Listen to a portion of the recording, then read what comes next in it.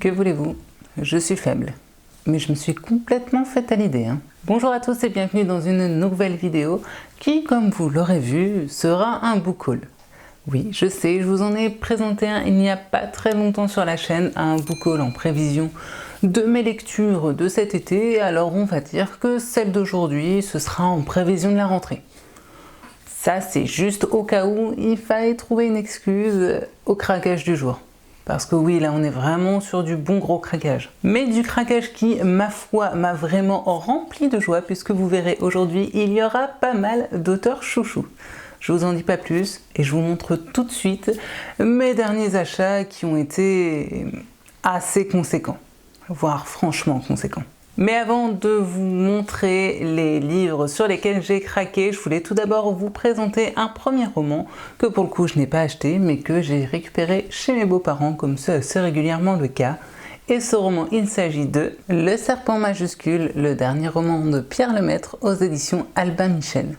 Alors de Pierre Lemaitre, personnellement, je n'ai lu à ce jour que Alex, même s'il me semble que j'en ai d'autres de l'auteur dans ma pile à lire. Celui-ci, de ce que j'ai compris, on va être dans un espèce de roman noir avec potentiellement aussi des meurtres, des crimes. Et alors ce que moi personnellement j'ai beaucoup aimé sur la 4e, c'est qu'on nous dit, avec cette œuvre de jeunesse inédite, il fait cadeau à ses lecteurs d'un roman noir et subversif qui marque ses adieux au genre. Serait-ce donc le premier roman de l'auteur qui aurait été réédité? C'est en tout cas ce que moi j'en comprends. Et puis moi on me dit roman noir et subversif, c'est bon, ça suffit à m'embarquer. On est sur du 320 pages, mais écrit assez gros et assez aéré, donc j'espère pouvoir le sortir assez rapidement. Bon, et puis ensuite on va passer aux choses sérieuses, c'est-à-dire à tous les craquages que j'ai pu faire, d'ailleurs tous en librairie. Ouais, c'est vraiment très rare que je n'achète que du neuf. Je crois que pour le coup ça doit arriver vraiment 1 ou 2 fois par an. Et là, c'est typiquement l'une de ces 1 ou 2 fois. Bon, après, il faut dire que je n'ai pas été aidée puisque vous devez sûrement le savoir si, comme moi, vous allez en librairie assez régulièrement. À cette période de l'année, on a bien sûr la désormais célèbre offre de poche achetée, un poche offert. Ce qui fait que, par conséquent, lorsque vous prenez un poche, vous vous dites, je serais peut-être tenté par en prendre un deuxième. On ne sait jamais. Peut-être que dans les romans offerts, j'y trouverai mon compte. Et du coup, ouais, je me suis pas mal laissé tenter. Et bien sûr, vous en doutez, j'adore personnellement cette offre, tout simplement puisque, vous le voyez très certainement derrière moi, je suis une dingue de romans de poche. Voilà, je sais que beaucoup de lecteurs préfèrent les grands formats. Mais pour ma part, je préfère carrément les romans de poche. Donc cette offre est un petit peu faite pour moi, j'ai l'impression. Alors dans tous les romans, dans la jolie petite pile que je vais rapprocher de moi, heureusement que mon appareil photo est positionné bien haut parce que comme ça vous ne voyez pas l'énorme pile que j'ai juste là en dessous. Je disais donc dans toute cette pile d'achat, il n'y a finalement que 2 grands formats entre guillemets. Parce que vous allez voir, c'est un format un petit peu bizarroïde. Et tous les autres sont donc des romans de poche. Je vais du coup commencer par ces 2 romans de format un petit peu hybride. Et ensuite, comme ça, on se consacrera totalement aux livres de poche, dont potentiellement certains vous donneront envie pour partir dans vos valises vers des contrées plus ou moins lointaines. Pour ce qui est de ces romans au format un petit peu hybride, le tout premier que je voulais vous présenter, il s'agit de Sherlock Lupin et moi, le 3e tome de la saga L'énigme de la rose écarlate, écrite par soi-disant Irène Adler, mais je le sais depuis quelque temps, les 2 auteurs qui sont derrière ce pseudonyme ne sont autres que Pier Domenico Baccalario et son acolyte dont j'ai complètement avalé le nom.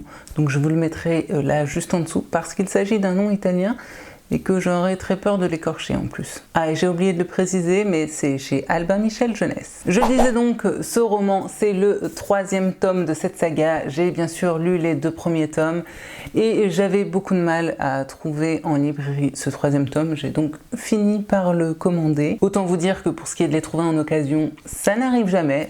Donc, bon, j'avais pas trop le choix là pour le coup, il fallait que je les achète neufs. C'est donc une saga dont je vous ai déjà parlé, une petite saga jeunesse que personnellement j'aime beaucoup.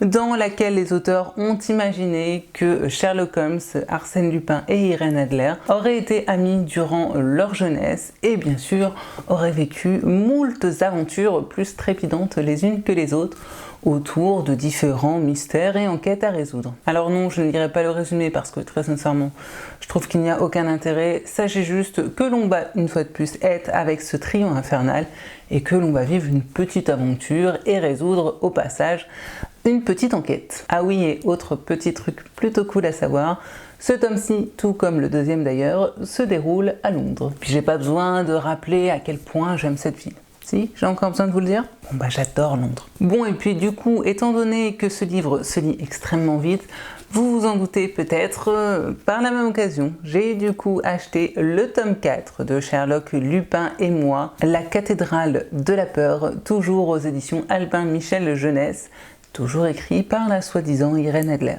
Bon bah vous vous en doutez, on est toujours sur le même schéma avec les mêmes personnages, sauf que cette fois-ci, on se retrouve de nouveau en France puisque Irène a déménagé avec sa famille à Évreux, que forcément il va se passer quelque chose dans cette ville et que forcément notre trio va devoir enquêter. Voilà donc deux petits romans, de petits policiers jeunesse à partir de 10 ans que personnellement j'aime beaucoup.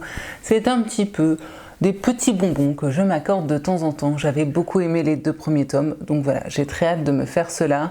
Ça va se lire très vite, hein, on va pas se mentir, c'est du jeunesse, donc ça se lit extrêmement vite. Même si j'essaye quand même à chaque fois de les déguster, parce que déjà on va pas se mentir, hein, c'est à peu près 14 € un tome, 12 ou 14 €, je ne sais plus. Et puis parce que je ne sais pas, je suis vraiment bien dans cette petite saga et du coup à chaque fois j'ai envie de rester le plus longtemps possible avec ces 3 personnages que personnellement j'adore. Bon alors je vous préviens tout de suite, hein, quand je vois encore la pile de romans que j'ai à vous présenter, la vidéo du jour risque d'être peut-être un tantinet longue. Au pire, vous la coupez, vous regardez la suite plus tard, vous faites votre tambouille, hein. Ça ne me regarde pas. Bon alors on va commencer avec les auteurs chouchous puisque le prochain livre que je vais vous présenter, en tout cas dont je vais vous parler, il s'agit de N'est d'aucune femme de Franck Bouis aux éditions Le Livre de Poche. Et alors si vous suivez la chaîne, vous devez savoir que de Franck Bouis, j'ai déjà lu Grossir le ciel et Plateau, 2 romans que j'avais vraiment beaucoup aimé. Franck Bouis est vraiment un auteur qui a cette patte particulière pour écrire des romans noirs qui mettent en lumière, ou en tout cas sur le devant de la scène, des petites gens de la campagne française. C'est vraiment ce qu'on appelle du roman noir rural et moi c'est quelque chose que j'aime beaucoup, en tout cas sous sa plume à lui, ça passe toujours extrêmement bien, c'est toujours très fouillé, très bien écrit, on a des personnages qui ont vraiment beaucoup d'épaisseur avec des histoires à chaque fois qui tournent toujours un petit peu autour de différents secrets de famille, je dirais. Et là, c'est encore le cas puisqu'il semblerait qu'au décès d'une vieille dame, en tout cas je présume que c'est une vieille dame qui s'appelle Rose, on va retrouver des carnets dans lesquels elle a raconté sa vie et des carnets surtout qui mettent au jour un secret qu'elle a apparemment passé sa vie à vouloir cacher. Je n'en sais pas plus, mais ce type d'histoire sous la plume de Franck Bouis, je pense que ça va être un pur régal. Et si vous entendez des pleurs de bébé, je suis désolée, hein, vous le savez, c'est tout simplement Mininou qui s'exprime.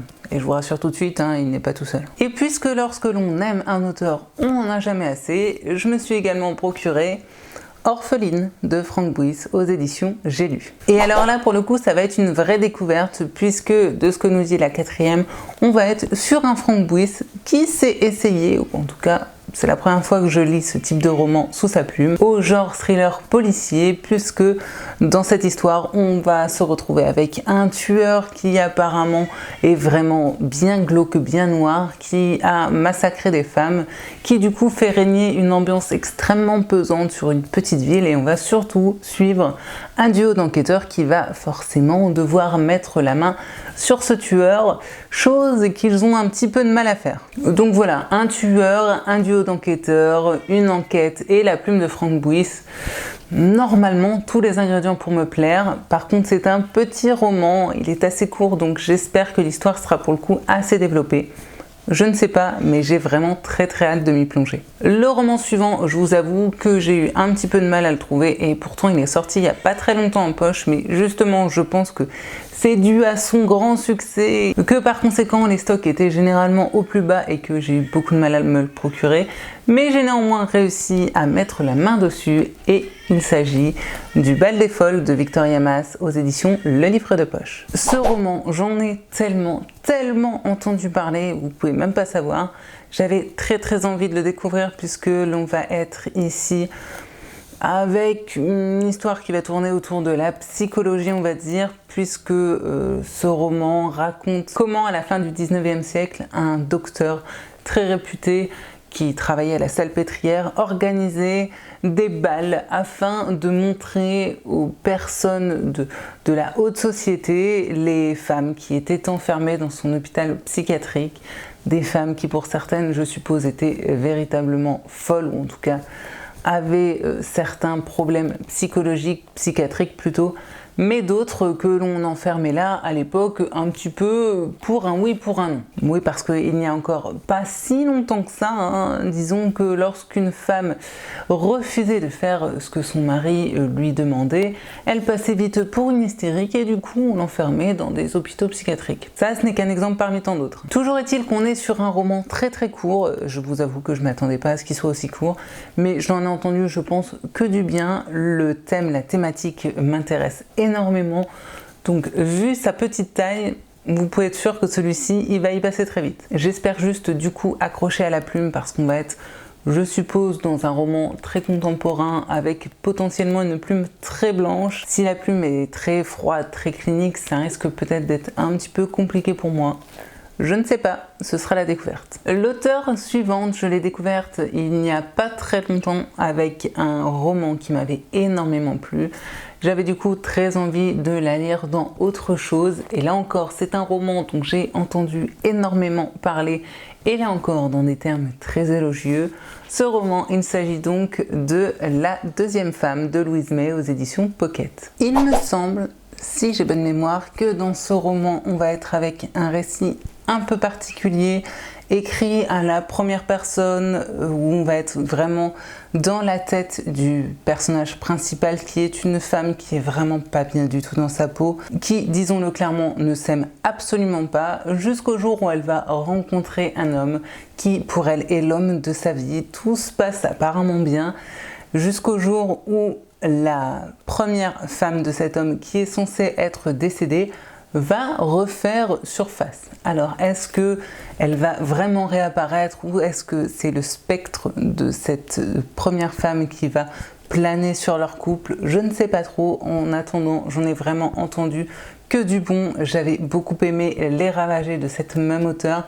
Je sais qu'elle est très dans la défense des droits de la femme, dirons-nous. Elle écrit des romans qui se veulent assez féministes et ici, je pense qu'elle a vraiment eu à cœur de mettre tous les lecteurs dans la peau de cette femme qui justement est très mal dans sa peau. À mon avis, on va potentiellement partir avec un homme qui va pas le vouloir que du bien, soyons clairs, du type, je pense, pervers. Donc là encore, étant donné que c'est un roman qui fait approximativement 350 pages, j'ose espérer qu'il va pouvoir rapidement sortir de ma pile à lire et que par conséquent, je pourrai vous en faire un petit débrief dans les prochaines semaines. Je me suis également procuré un roman d'un autre auteur que j'aime énormément puisque ça y est, j'ai également acheté Tu es le fils de Benoît Sévérac aux éditions Pocket. De Benoît Sévérac, j'ai déjà lu Trafic et 115, deux romans noirs urbains extrêmement bien écrits avec une plume hyper ciselée, des personnages super bien développés et puis avec toujours une certaine portée sociale, je dirais, dans ces différents romans. Là, on va être apparemment sur un type de récit un poil différent, mais toujours dans cet esprit roman noir, puisqu'il semblerait que dans Tu es le fils, on va suivre l'histoire d'un garçon, ou plutôt d'un jeune homme, qui, pour prouver à son père que c'est un homme, un vrai, étant donné que son père l'a toujours méprisé, va tout simplement commettre un meurtre. Quelle bonne idée, me direz-vous. Mec, si t'as envie de prouver que t'es un bonhomme sévèrement burné, à la rigueur, inscris-toi dans une salle de boxe, ce sera peut-être un petit peu mieux que d'aller buter le premier passant qui te passe sous le nez. Enfin, je dis ça, ce n'est que mon humble avis, hein. Toujours est-il que le garçon prend du coup 15 ans de tôle, ce qui est bien compréhensible, et qu'une fois sorti de prison, son père va être tout simplement assassiné. Alors, à première vue, du coup, le coupable est tout désigné, mais pour les enquêteurs qui vont devoir faire le jour sur ce nouveau meurtre, ce n'est peut-être pas aussi simple qu'il y paraît au premier abord. On va clairement être ici avec une relation père-fils un poil bancal. J'imagine qu'on va potentiellement avoir deux temporalités avec une histoire au présent et puis peut-être des flashbacks dans le passé, histoire de mieux comprendre justement cette relation plutôt malsaine. En bref, un roman noir psychologique sur fond de relations père-fils bancales sous la plume de Benoît Sévérac, que je commence à plutôt bien connaître et que j'aime beaucoup. Ma foi, ça fleure bon et il y a potentiellement moyen que ça finisse en coup de cœur cette histoire. Donc là encore, j'espère pouvoir le lire rapidement et vous en faire bien sûr un retour le plus détaillé possible. Mais je vous avoue que celui-ci, il me fait vraiment beaucoup trop envie. Et puis là encore, hein, je ne sais plus si j'ai dit, mais j'en ai vraiment entendu de très bons retours. Donc je pense que j'ai pas trop pris de risques en me le procurant. Ah ouais, là vous l'aurez vu, vraiment, j'ai misé sur des auteurs que j'adore. Je me suis clairement fait plaisir. C'est des titres que tous je voulais lire depuis un moment, dont j'ai beaucoup entendu parler et qui me faisaient beaucoup trop envie. Et étant donné qu'ils sont tous assez récents, en tout cas assez récents en poche, il n'y avait pas moyen de les trouver en occasion, donc allez. De temps en temps, c'est bien aussi de se faire plaisir. J'espère juste maintenant qu'ils vont pas dormir 3 ans dans ma pile à lire. Mais normalement, il n'y a pas de raison. Si je trouve du temps pour lire, je croise les doigts, je devrais vous en reparler rapidement. Le prochain roman, pour le coup, c'est un auteur que je n'ai jamais lu, mais dont là encore j'ai souvent entendu parler. Un auteur québécois, me semble-t-il.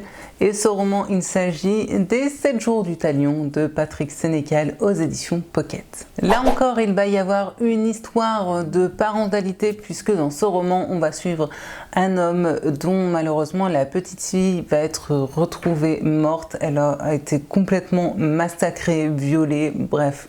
Un truc absolument horrible. On va retrouver le coupable. La police va du coup l'amener devant la justice, mais pour ce père, ce n'est pas suffisant. Il va du coup réussir à capturer le meurtrier de sa fille, à aller s'enfermer au fin fond d'une forêt avec lui et à lui faire, vous vous en doutez, passer un très mauvais quart d'heure. Une histoire de vengeance, de haine qui prend le dessus, Voilà, je m'attends vraiment à un récit hyper noir. Alors c'est très drôle parce que lorsque j'ai lu le résumé, ça m'a fait forcément énormément penser au film Prisoners avec Hugh Jackman, un film que j'avais beaucoup aimé. Et pas que pour Hugh Jackman, bien que c'était un petit plus, ma foi, pas désagréable. Là encore, c'est un roman dont j'ai souvent entendu parler, un auteur dont j'ai souvent entendu parler et dont j'avais vraiment très envie de découvrir la plume. Je crois que vraiment Patrick Sénécal est un petit peu l'auteur québécois de thriller, roman policier, un petit peu en vogue ces dernières années, ou en tout cas qui a réussi à faire pas mal parler de lui, et pour des bonnes raisons, de ce que j'ai pu entendre. Donc voilà, découverte d'un nouvel auteur avec une histoire qui me fait extrêmement envie, un univers bien glauque autour d'une vengeance d'un père pour sa fille. Bah que voulez-vous, hein, vous vous en doutez, forcément moi, ça m'a attiré, et du coup voilà. Ce roman a atterri dans mon panier. Ah, je vous l'ai dit, hein, je suis une personne faible, mais j'assume complètement. Et ensuite, nous allons passer à un petit craquage, là encore, pour l'un de mes auteurs chouchous, dont je vous parle très souvent dernièrement. Que voulez-vous? J'ai une boulimie kingesque, et je vous avais dit que c'était pas prêt de s'arrêter. Pour preuve, je me suis procuré 4 nouveaux romans de Stephen King. Ah mais je vous ai dit, hein, j'ai pour but de toute façon tous les lire, donc à un moment ou à un autre, il faudra forcément que je les achète. Donc quand je tombe sur l'un de ces romans, dans en plus la nouvelle collection, ou en tout cas avec les nouvelles couvertures qui sont sorties chez le livre de poche, j'ai beaucoup de mal à résister. Et résultat, j'en ai 4 de plus qui atterrissent dans ma pile à lire. Mais attention, hein, soyons très clairs, j'en suis absolument ravie. Et le tout premier que j'avais envie de vous présenter, il s'agit de Danse macabre de Stephen King aux éditions donc Le Livre de Poche. Et regardez-moi ces couvertures qui sont juste génialissimes. En tout cas, moi j'adore. De quoi est-il question ici? J'en sais rien. Non, très clairement, hein, je vous assure, la quatrième ne nous dit absolument rien sur l'histoire, puisque elle nous parle plutôt du style d'écriture, je dirais, de Stephen King. Donc j'en sais pas plus, mais de toute façon, c'est du King. J'ai prévu, comme je l'ai dit, de tous les lire. Donc voilà, il m'en fallait pas plus. Du coup, si vous souhaitez en savoir plus, je ne peux que vous inviter à suivre mes points lecture. Voilà, je peux pas vous dire mieux. Toujours dans cette même collection, je me suis également procuré Joyland, toujours de Stephen King, toujours aux éditions Le Livre de Poche. Je crois que c'est l'une de mes couvertures préférées dans toutes ces nouvelles couvertures. Je sais pas pourquoi, mais voilà, celle-ci je l'adore. Peut-être à cause de la couleur de fond ou quoi qu'est-ce. J'en sais rien, mais en tout cas, elle m'a attirée depuis un moment. Et lorsque la dernière fois je suis tombée dessus, il en restait un exemplaire, j'ai pas hésité. Bon alors là, rien que justement avec l'illustration de la couverture, on a tout de suite compris que l'on va être dans l'univers des parcs d'attractions, ou plutôt des fêtes foraines. Et j'ai cru comprendre qu'il y aurait peut-être aussi un clown dans celui-ci, un autre rapport avec le ça, c'est possible. Là encore, je vous en dirai forcément plus lorsque je l'aurai lu. On est sur un King, ma foi, pas trop long, puisqu'il fait même pas 400 pages. Alors ce n'est pas l'un des Stephen King dont j'entends le plus parler. En tout cas, ce n'est pas un Stephen King qui est hyper connu. Mais du coup, moi ça me donne presque encore plus envie de le découvrir. Je ne sais donc pas exactement de quoi il en retourne dans cette histoire, mais je vous avoue que j'ai très hâte de pouvoir m'y plonger. Et oui, je ne peux pas me lasser de faire bouger cette couverture pour vous montrer les petits reflets du vernis sélectif. Non, décidément, j'aime beaucoup trop cette couverture. Autre King à rejoindre ma palle, il s'agit d'Élévation de Stephen King, toujours aux éditions Le Livre de Poche. Et alors là, on est sur du roman tout rikiki. C'est à se demander même s'il ne s'agit pas d'une nouvelle. De ce que j'ai compris de la quatrième, on va être dans un King qui pour le coup a une part de fantastique, puisque l'on va être dans la ville imaginaire de Castle Rock, que l'on retrouve dans différents romans du King, dans laquelle on va suivre entre autres un homme qui jour après jour voit le chiffre sur sa balance diminuer alors que son apparence elle ne change pas. Il comprend pas vraiment ce qui se passe. Dit comme ça fait forcément énormément penser à son autre roman Sac d'os, que malheureusement je n'ai pas lu, donc bon, je fais des parallèles comme ça, mais je ne connais pas exactement tous les tenants et les aboutissants des deux histoires. Il va également y être question d'une guerre entre voisins et de comportement des habitants de cette ville un petit peu étrange. Je vous l'ai dit, hein, on est sur un King de toute façon très court, c'est presque de la nouvelle. Ouais, il fait 140 pages, donc pour le coup, celui-ci va être lu extrêmement rapidement. Je ne sais pas du tout à quoi m'attendre exactement. Je ne suis pas la plus grande fan du King dans le genre justement fantastique. Je préfère vraiment quand il reste sur des choses beaucoup plus terre à terre, ou en tout cas lorsque finalement la part un petit peu de mystère et de mystique finit par pouvoir s'expliquer, que ce soit par la folie ou par autre chose. Mais bon, ça fait partie intégrante de l'œuvre du King. C'est donc forcément que j'ai envie de me pencher aussi sur la question, même si j'y vais toujours un petit peu plus à reculons lorsqu'il s'agit de ces romans où il y a comme ça une énorme part d'imaginaire et, comme je l'ai dit, de fantastique. Mais comme celui-ci est extrêmement court, j'ai bon espoir de pouvoir me pencher très rapidement dessus. Et l'on terminera cette sélection des King avec Salem de Stephen King aux éditions Le Livre de Poche. Et comme son titre l'indique, nous allons être avec une histoire de vampire. Et oui, forcément, hein, Salem, on pense tout de suite aux sorcières, sauf que, non. Ici, il n'y est pas question de sorcières, mais bien de vampires. Alors moi, je vous avoue que les vampires, depuis Twilight, il y a une bonne quinzaine d'années, j'en ai pas vraiment rencontré de nouveau en littérature, mais bon, là on est quand même sur du vampire à la King, donc à mon avis on est forcément très loin de Twilight. Et je suis dégoûtée parce que je viens de voir qu'il y a eu un coup de cutter mis sur la couverture la 4e de couverture de mon roman acheté neuf. S'il vous plaît, les gens, les libraires, faites gaffe en ouvrant vos cartons, parce que ce genre de truc, ça fait jamais vraiment très plaisir. Surtout lorsque l'on achète un roman neuf à presque 10 €. Bon, vous me direz, j'aurais dû faire plus attention. Oui, mais bon. Pour Stephen King, c'est l'un de ses meilleurs romans. C'est également l'un de ses tout premiers. Je crois que c'est le 2e qu'il a écrit. Donc, j'avais très envie de le découvrir. D'ailleurs, j'avais dans l'idée de potentiellement essayer de lire les King dans leur ordre de parution, en tout cas le plus possible. Sauf que voilà, Salem est une sacrée bricasse. Et que je vous avoue, je ne suis pas certaine d'avoir assez de temps prochainement à me dégager pour me lancer dans une telle bricasse. Bon, je dis ça, c'est pas impossible que d'ici là, je change d'avis. Mais voilà, du coup, je suis pas certaine que ce soit forcément le prochain King qui sortira de ma pile à lire. Voilà, on est sur du plus de 800 pages hein, quand même. Ouais, clairement, il va falloir que je me dégage un sacré paquet de temps pour pouvoir le découvrir. Mais il me fait très envie. De toute façon, c'est du King, donc forcément, il ne peut que me faire envie. Mais ce côté, ouais, vampire, il y a tellement longtemps que j'en ai pas lu, ça me rend du coup hyper curieuse. Voir un petit peu comment le King a pu s'approprier cette espèce de mythe de la littérature fantastique. Ouais, j'ai plutôt hâte de voir ça. Et pour terminer ce book haul, je vais vous présenter 4 livres qui étaient du coup 4 livres offerts pour, vous savez, lorsque l'on achète du coup 2 poches, il y en avait un offert. Par conséquent, hein, j'ai dû faire ma sélection parmi, vous savez, le bac des livres offerts. Les bacs dans lesquels, on va pas se mentir, en règle générale, on fait plutôt des choix par défaut que des choix de véritable envie. Malgré tout, j'ai réussi à trouver certains titres qui me faisaient franchement très envie.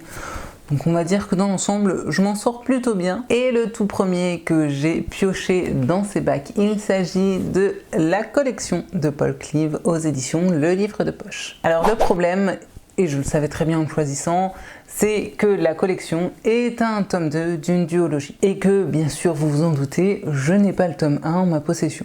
Donc celui-ci, à mon avis, il va pas sortir tout de suite. Mais au moins, j'ai déjà le tome 2. Et puis bon, il était gratuit, alors soyons clairs, j'allais pas cracher dessus. De Paul Cleave, j'ai déjà lu Un employé modèle que j'avais beaucoup aimé. L'action se déroulait d'ailleurs dans la ville de Christchurch en Nouvelle-Zélande et ici c'est encore le cas. Alors est-ce que tous ces romans se déroulent là-bas? C'est possible, je n'en ai pas encore lu assez pour pouvoir répondre à cette question. Ce roman, j'en ai souvent entendu parler sur la chaîne de Séverine, la chaîne Il est bien ce livre, dont je vous parle très souvent, vous devez le savoir maintenant. Et si j'ai bonne mémoire, je crois que dans ce roman, on va être avec un personnage qui kidnappe entre guillemets des tueurs, des criminels, des tueurs en série pour se faire une sorte de petite collection. Chacun ses hobbies. Certains collectionnent les timbres, d'autres les tueurs en série. Écoutez, pourquoi pas. Ce qui m'a vraiment donné énormément envie sur la 4e de couverture, c'est qu'on y parle d'un hôpital psychiatrique et on nous dit qu'entre Melissa X, une tueuse en série et un mystérieux individu, amateur de serial killer au point de les collectionner, Tate va affronter 2 personnages pour le moins inquiétants. C'est bête, hein, je viens de m'enjailler toute seule, j'ai du coup ultra envie de le lire. Sauf que je sais que c'est un tome 2 et que par conséquent il est quand même clairement préférable, je suppose, de lire le premier tome avant. Donc il va falloir que je prenne mon mal en patience. Ou que je me procure rapidement le premier tome, dont d'ailleurs j'ai complètement oublié le nom. J'essaierai de vous le mettre là, si je ne suis pas trop une booktubeuse en carton et que je fais mes petites recherches entre deux. Donc voilà, Paul Cleave, auteur que j'avais déjà lu, la collection, un roman que de toute façon je voulais le découvrir. Donc lorsque je l'ai vu dans ce bac des romans offerts, et bah j'ai pas hésité une seconde. Toujours offert pour l'achat de 2 poches, je me suis également du coup procuré Indécence manifeste de David Lagerkrantz aux éditions Babel Noir. Ouais, trouver un Babel Noir dans ce type de bac, croyez-moi, ça n'arrive pas tous les jours. Donc lorsque je l'ai vu, Forcément, je me suis ruée dessus et vous savez quoi? En plus de ça, le résumé m'a donné énormément envie. Que voulez-vous? Je crois que ce jour-là, j'étais en veine. Dans cette histoire, on va être en Angleterre en 1954. On va retrouver le corps d'un mathématicien qui semble s'être donné la mort puisqu'on retrouve sur sa table de chevet une pomme imbibée de cyanure.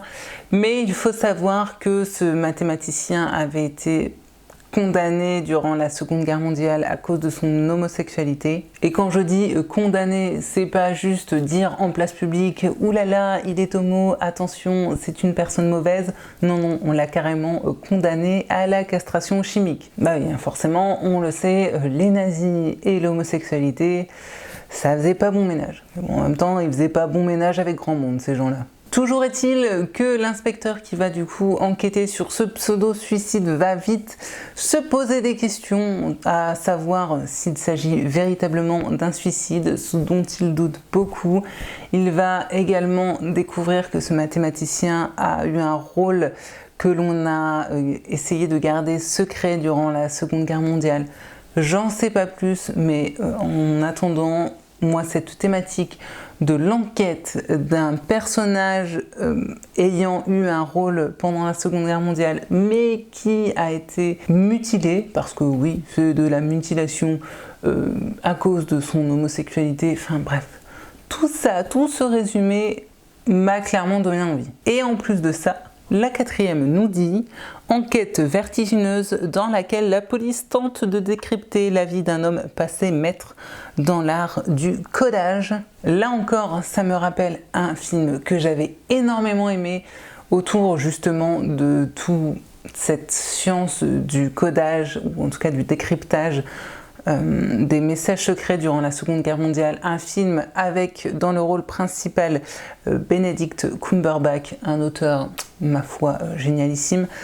Un film dont là encore j'ai oublié le titre, que j'essaierai de vous remettre et que je ne peux que vous inviter à découvrir. Bref, un résumé qui me donnait beaucoup trop envie et un auteur dont là encore j'ai assez régulièrement entendu parler sur la chaîne de Séverine, en des termes là encore toujours très positifs. Donc ma foi, il n'y avait pas trop de raisons pour que j'hésite 3 plombes avant de jeter mon dévolu sur ce roman-ci. Bon, par contre, le seul point un petit peu négatif, c'est sa taille. Oh, quoique, il paraît gros, hein, mais en fait on est sur même pas 400 pages. Bon après, même pas 400 pages chez Babel Noir, écrit tout rikiki. Hein. Donc bon, on va dire que dans les autres formats poche, ça équivaut à du 500 pages. Ouais, va quand même falloir que je trouve un petit peu de temps pour me pencher dessus du coup. Et ce book haul est bientôt terminé puisque je n'ai plus que 2 livres à vous présenter.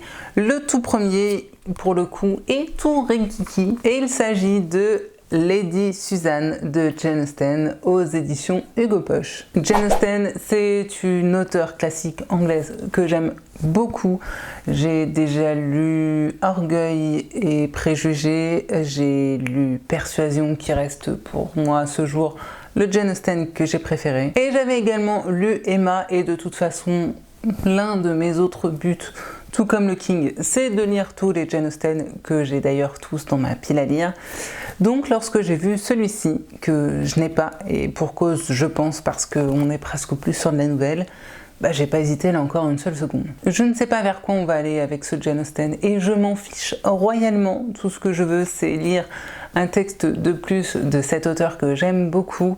Et de ce que j'ai compris, ou en tout cas de ce que la quatrième nous dit, c'est un texte de jeunesse resté inédit du vivant de Jane Austen. Et pour le coup, étant donné qu'il est extrêmement court, je risque de vous en reparler très rapidement. Et enfin, je terminerai cette vidéo avec Sésame Chagrine de Leonora Miano aux éditions Pocket. Alors là, pour le coup, je ne connais absolument pas l'auteur, je n'en ai d'ailleurs jamais entendu parler. C'est plus le texte qui m'a un petit peu attiré, dirons-nous, et bien sûr le résumé qui a fini de me convaincre. Dans ce roman, on va être avec le personnage d'Antoine, qui est un dandy pas franchement très fréquentable, ou en tout cas une personne pas très agréable qui se traîne de soirée en soirée pour essayer tant bien que mal d'oublier son passé et d'oublier un petit peu ses fêlures, puisque Antoine a grandi sans sa mère, sans l'amour maternel, ce qui a créé certains déséquilibres chez lui, semble-t-il. Il vit donc une vie assez dissolue pour tenter, tant bien que mal, d'oublier son mal-être, jusqu'au jour où son frère va le ramener dans leur pays d'origine, un pays en Afrique, dans lequel il va devoir faire face justement à ses fêlures du passé et apprendre peut-être à pardonner à cette mère qu'il n'a jamais aimée pour enfin réussir lui à s'accepter et à s'aimer. On va être, de ce que j'ai compris, sur une histoire un petit peu de rédemption, peut-être aussi un petit peu un roman initiatique, dans lequel le protagoniste principal va devoir se trouver entre guillemets et surtout pardonner à cette mère. Je pense que le pardon va vraiment être une thématique centrale ici. On va peut-être aussi explorer les liens entre ces deux frères. En tout cas, je pense qu'on va également être clairement dans la thématique de la famille, avec ce qu'elle peut avoir de bon comme de mauvais. Je ne connais pas l'auteur, mais on est sur un roman assez court de même pas 300 pages qui, de ce que j'ai compris, se déroule en grande partie en Afrique, et je lis beaucoup trop peu de romans qui se déroulent sur le continent africain. Donc voilà, toutes ces raisons ont fait que j'ai décidé de prendre celui-ci dans les romans offerts plutôt qu'un autre. C'est donc ainsi que se termine cette vidéo. Comme vous l'aurez vu, j'ai franchement bien craqué, mais que voulez-vous? J'avais envie de me faire plaisir. C'est rare, comme je le disais, que je me fasse autant plaisir avec des romans neufs. Mais là, c'était un petit peu l'occasion. Et puis voilà, ça arrive pas souvent, mais de temps en temps, ma foi, ça fait franchement du bien. Et puis ça m'a surtout permis d'enfin mettre la main sur certains titres que j'avais vraiment très envie de lire et que malheureusement je n'arrive pas à trouver en bouquinerie d'occasion. Donc à un moment, faut savoir lâcher un petit peu prise et se faire plaisir de temps en temps. Je pense que certains des romans présentés aujourd'hui vont gentiment rejoindre ma valise pour m'accompagner durant mes vacances. Et qui sait, peut-être que je vous aurai donné envie d'en découvrir certains et de les glisser également à votre tour dans vos valises de vacances. Sur ce, je vais donc m'arrêter là et essayer justement d'aller me plonger un petit peu dans la lecture. Je vous retrouve normalement prochainement pour ce coup-ci un point lecture et je vous laisse me retrouver en commentaire afin de papoter comme d'habitude. Sur ce, je vous souhaite bien sûr paix, amour et littérature dans vos cœurs et j'espère vous retrouver très bientôt sur cette chaîne. Bye!